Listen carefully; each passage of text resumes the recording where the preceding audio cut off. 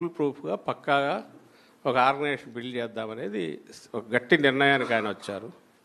రెండవది, ఇక ముందు ఏది జరిగినా గతంలోలాగా కాకుండా మన ఆర్గనైజేషన్ యాజ్ సచ్ ఎవరి చేతిలోనో పెట్టి నడపమన్నట్టు కాకుండా మనమే నడుపుతాం, ఆర్గనైజేషనే నడుస్తుంది. ఇది మనం ఎంతమందిని బయట నుంచి కన్సల్టెంట్లు పెట్టుకున్నా ఇంకోటి జరిగినా మన ఆర్గనైజేషనే మన పెద్ద వెపను, టూలు. అందుకోసం కూడా పనిచేసేవాళ్ళు రియల్గా ఏ పనికి ఏ బాధ్యతకు అవసరం ఆ పని చేయగలిగిన వాళ్ళను దానికి పెట్టి ఎఫిషియెంట్గా నడపగలిగితే పార్టీ యంత్రాంగం మొత్తం వచ్చే ఎన్నికలకు కానీ లేకుంటే రోజువారీ వీటికి కానీ సమాయత్తంగా ఉంటుంది. స్టేట్ బాడీ ఆ తర్వాత జిల్లాలు పటిష్టంగా ఉండాలి. ఎందుకంటే అన్ని జిల్లాల్లో ఇదే అవుతుంది కాబట్టి ఫోకస్ మోర్ పెట్టుకోవాలి, పెంచి చేయాల్సి వస్తుంది.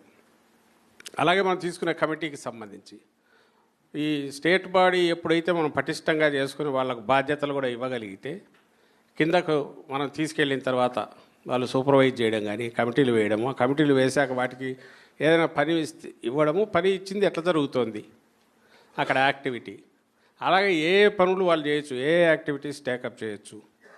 ఒక లోకల్ లెవెల్ అయితే ఆ లోకల్ ఎవరికి వాళ్ళు ప్రతి సెల్ కింద ఉన్న ఒక మాడ్యూల్ లాగా వాళ్ళ స్థానిక సమస్యల మీద వాళ్ళు రియాక్ట్ కాగలగడం, అలాగే జిల్లా స్థాయి రీజనల్ స్థాయి అయితే దానికి సంబంధించి ఆ రీజనల్ లెవెల్లో రియాక్ట్ కావడం, స్టేట్ లెవెల్ అయితే ఇక్కడ నుంచి ఆలోచించి ఇచ్చిన దానికి స్టేట్ అంతా రియాక్ట్ కాగలగడం.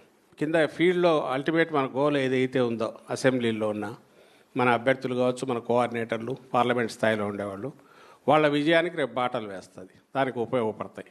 ఎందుకంటే 5 years తర్వాత అదే మెయిన్ అవుతుంది. దీని ఇంత ఎఫెక్టివ్గా పనికి అవసరమైన దీనికి సంబంధించినంత వరకు మనం ఫస్ట్ కావాల్సింది కమిటీల ఏర్పాటు సీరియస్గా పెట్టడం. సెకండ్ పాయింట్, ఈసారి ఇంకొకటి ఏం చేస్తున్నాము, మనం ఇవన్నీ ఎవరినైతే తీసుకుంటున్నామో కింది వరకు కమిటీలు, మన అంచనా ప్రకారం 14 లక్షల మంది పైగా 14 నుంచి 18 లక్షల మంది దాకా వస్తారని ఈ అన్నీ కలుపుకుంటే.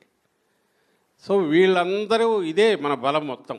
సో దీనికోసం అని చెప్పి కమిటీల నిర్మాణం మీద మనం ప్రధాన పార్టీ కావచ్చు, లేదంటే మీ అనుబంధ విభాగాలు కావచ్చు, దీని మీద ఎక్కువ దృష్టి పెట్టమని చెప్తున్నాం. మనం లెటర్ స్టార్ట్ నౌ, ఆ సీరియస్ మోడ్లోకి వెళ్ళిపోదాం. 1 month 1.5 monthలో పూర్తి అయ్యేట్టు టైం లైన్స్ పెట్టుకొని మూవ్ అవుదాం. All the best. Thank you very much.